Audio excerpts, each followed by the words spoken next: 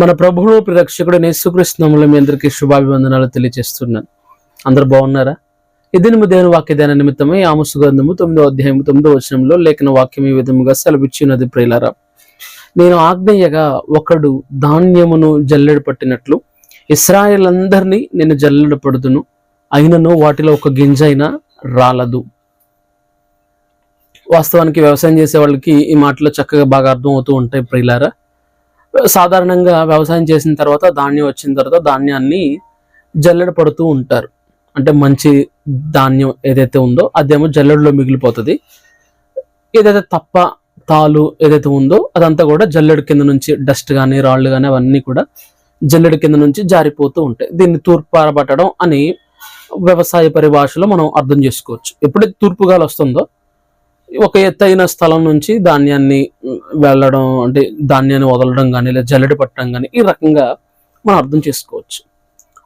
దేవుడిని యెహోవా కూడా తన ప్రజలైన వారికి ఆయన తీర్పును గురించి ఈ మాటను మనం అర్థం చేసుకోవాలి. అంటే నేను తీర్పు తీర్చేటప్పుడు ఒక్క గింజను కూడా రాలనివ్వను, నేను జల్లెడ పడతాను, నేను తీర్పు తీరుస్తాను, నేను న్యాయాన్ని వారి పట్ల జరిగిస్తాను, నేను న్యాయాధిపతిగా ఉంటాను, వారికి న్యాయమును జరిగిస్తానని దేవుడు మాట్లాడుతూ, నేను జల్లెడ వేసినప్పుడు ఒక్క గింజైనా రాలదు. ఆయన న్యాయ తీర్పరిగా ఉన్నప్పుడు, ఆయన న్యాయము తీర్చేవాడుగా ఉన్నప్పుడు ఆయన అన్యాయము ఏ ఒక్కరికి చెయ్యడు అనే విషయాన్ని బైబిల్ మనందరికీ తెలియచేస్తుంది. ప్రియులారా, ప్రియ వాక్యం ఉంటున్న సహోదరుడా సహోదరి, ఒక్క విషయం నువ్వు గుర్తుపెట్టుకోవాలి, నువ్వు చేసే ప్రతి పనికి ఏదో ఒక దినాన్న తీర్పు ఉంటుంది అనే విషయాన్ని ఎప్పుడు కూడా మర్చిపోమాక. చాలా మంది తీర్పును గురించి ఆలోచించక, తీర్పు గురించి వారికి అవగాహన లేకుండా విచ్చలవిడిగా పాప జీవితాన్ని జీవిస్తూ అన్యాయంగా ఇతరుల పట్ల చాలా అక్రమంగా ప్రవర్తిస్తూ ఉంటారు. తమను అడిగేవారు లేరన్నట్టుగా దేవుడు తమను క్షమించేస్తాడన్నట్లుగా చాలా మంది కేవలం దేవుని క్షమాగుణాన్ని ఆసరాగా చేసుకొని అనేక అన్యాయాలకు పాల్పడుతూ ఉంటారు.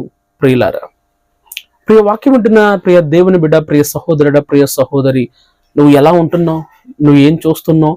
నువ్వు ఎలా బ్రతుకుతున్నావు? ఏం ఆలోచిస్తున్నావు? ఎలాంటి పనులు చేస్తున్నావో ప్రతిదీ దేవుడు చూస్తున్నాడు. ఆయన ఒక్కనొక దినాన్న జల్లెడ పట్టినప్పుడు ఎక్కడ ఉంటాం మనం ఆలోచన చేయాలి.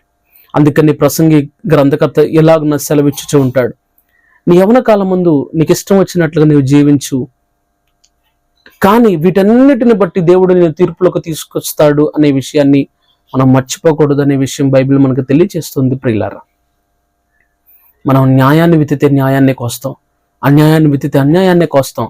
దేవుడు మనలను తీర్పు తీర్చే వేళ ఒకరికి అన్యాయం చేస్తే దేవుడు ఆ రోజున మనకు తీర్పు తీరుస్తాడు అనే విషయాన్ని మనందరం కూడా గుర్తించవలసిన వారమై ఉన్నాం.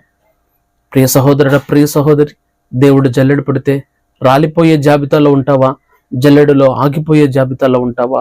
ఆలోచన చేయాలి.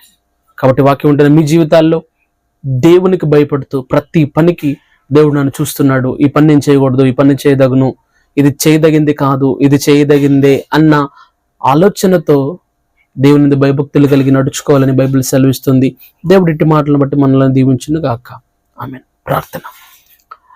పరిశుద్ధాత్మ దేవా నీకు వందనాలు. నిత్యము కోటాను కోట్ల దూతల చేత ఆరాధింపబడుచు స్తుతించబడుతున్న దేవా నీకు వందనాలు. నీవు జల్లెడ పట్టు వేళ మేమందరము ప్రభా జల్లెడలోనే ఉండినట్లుగా జారిపోకుండా, నీ యొక్క తీర్పులో మేమందరము ప్రభా నరకానికి పోక, అయా మంచి తీర్పు నీ ద్వారా పొందుకున్నట్లుగా మంచి సాక్ష్యాన్ని మాకు దయచేయండి. మా క్రియలు, మా పనులు, మా ఉద్దేశాలు, మా తలంపులన్నీ కూడాను మేమందరము ప్రభా నిన్ను మహిమపరచినట్లుగా నీ శక్తిని మాకు అనుగ్రహించమని యేసుక్రీస్తు నామమున అడిగి పెడుకున్నాను తండ్రి. ఆమెన్. God bless you.